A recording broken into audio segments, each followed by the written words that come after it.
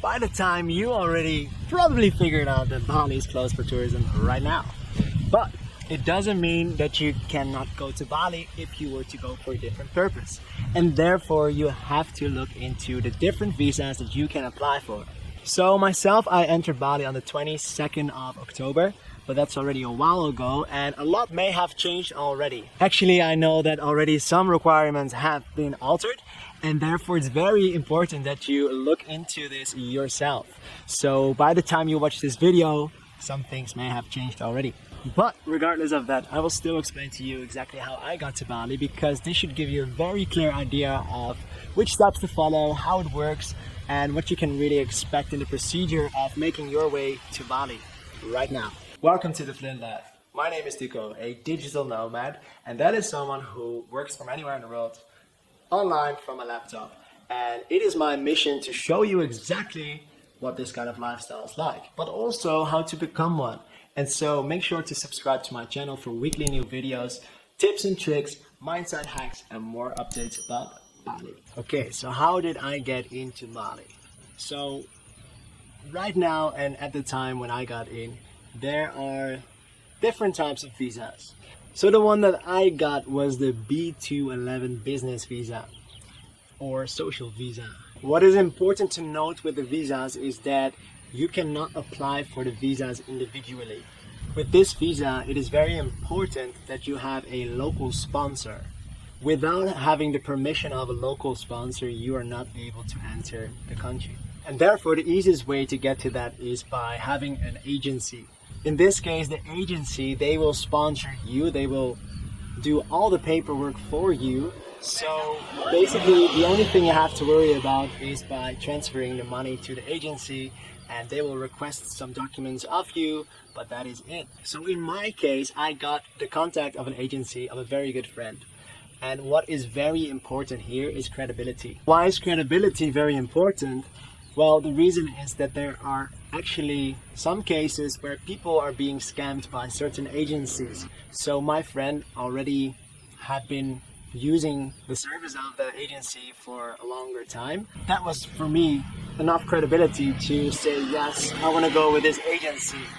On top of that, this agency was one of the more affordable agency around at the time. So what happens is that some people, they transfer money, but they don't get any service in return. And so before you do anything with an agency, make sure to review the agency. Make sure that you have credibility.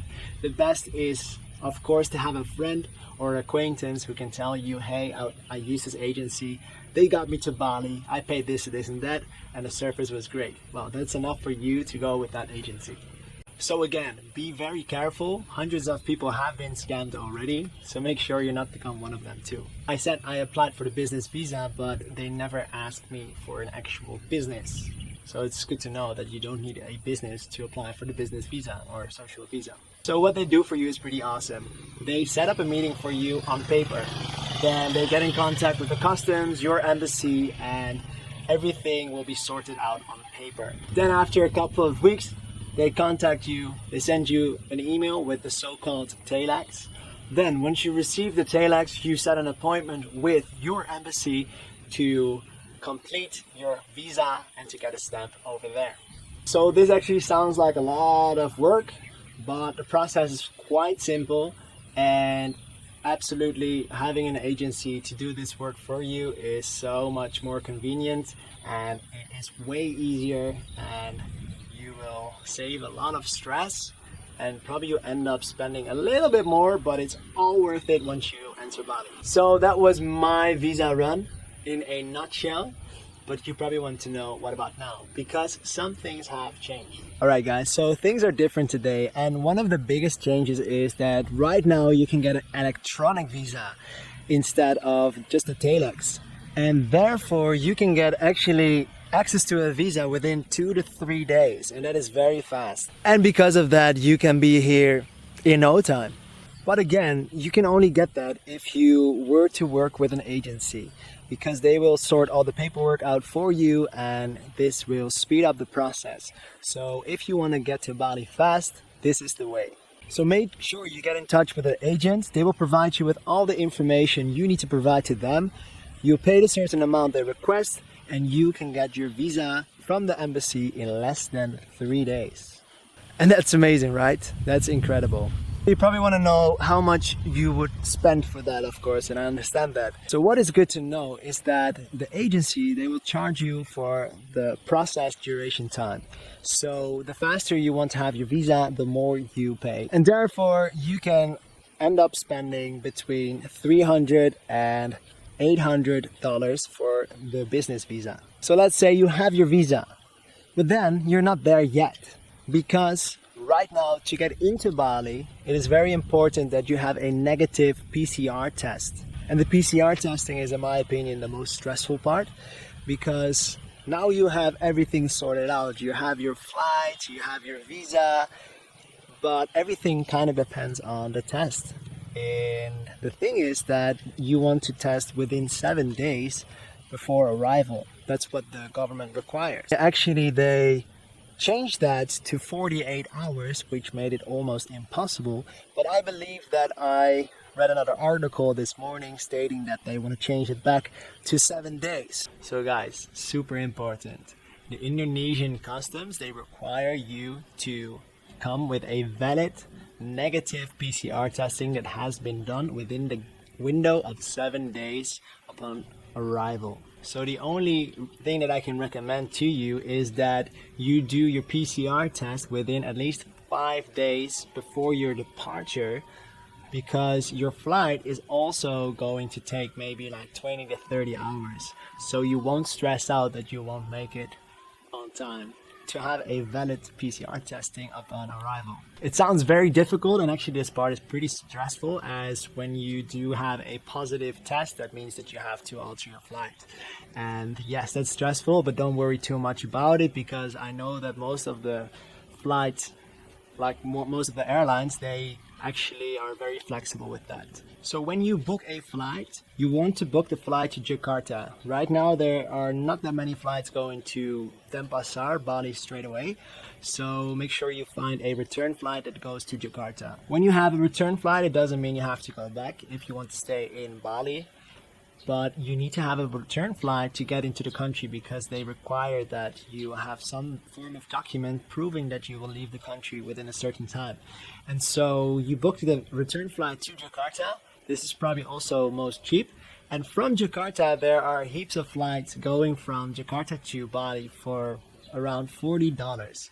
So you can just book an extra single flight from Jakarta to Denpasar. One thing that I experienced with my flights is when I arrived to Jakarta, I wanted to catch my other flight to Denpasar, and actually I missed the flight. And even though I had the flight 2 hours after arrival, I still missed it, because it takes a lot of time to go through the customs nowadays. So make sure when you book your flight from Jakarta to Denpasar that you have enough time in between. Make sure to have at least 3 hours in between, because otherwise it's going to be very stressful. In my case, I had to wait 10 hours for the next flight. So that's something I don't recommend you to do. So what to do when you arrive in Bali? When you're in Bali, you are all sweet, because you don't have to go in quarantine. You only have to go in quarantine if you are positive, all right? But whenever you go apply for the visa, you do have to declare that if you are requested to go in quarantine, that you declare that you have to do that. But don't worry about it. Okay guys, let me summarize the steps for you in a nutshell. So the first thing, apply for the business or social visa. Then secondly, get in contact with a reliable agency. Best to have reviews or credibility from a friend or somebody that you know and trust. Number 3, prepare yourself for all the stages and make sure you read through all the requirements and make sure that you are aware of the processes. Because guys, knowledge is power, and you definitely want to prevent from having any surprises on your path that will stress you more out on this journey. Number 4, make sure that you are working out, that you eat healthy, that you boost your immune system at all time, not just for now, just all the time, because yeah, you just gotta be healthy. Number 5, make sure to get a return flight. Book your return flight to Jakarta from anywhere you are, and get another single flight from Jakarta to Denpasar, Bali. And make sure you have enough time in between those flights. And then the last thing, make your way to Bali, enjoy, plan your trip out, and have fun.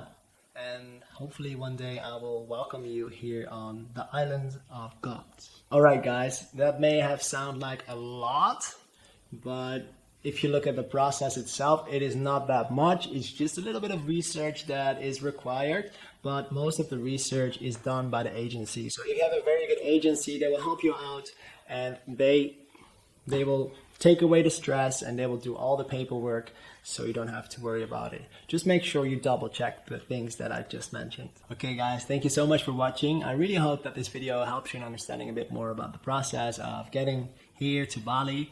And if you like this video, make sure to chuck a like, subscribe, put your notification bells on to receive the first message when I publish my next video that will be about the cost to live in Bali. And if you want to know a bit more about the situation, make sure to check out my other video. And if you have something in mind that you would really like to know about Bali, please put it in the comments and let me know. I'll catch you in the next one. Terima kasih and see you around.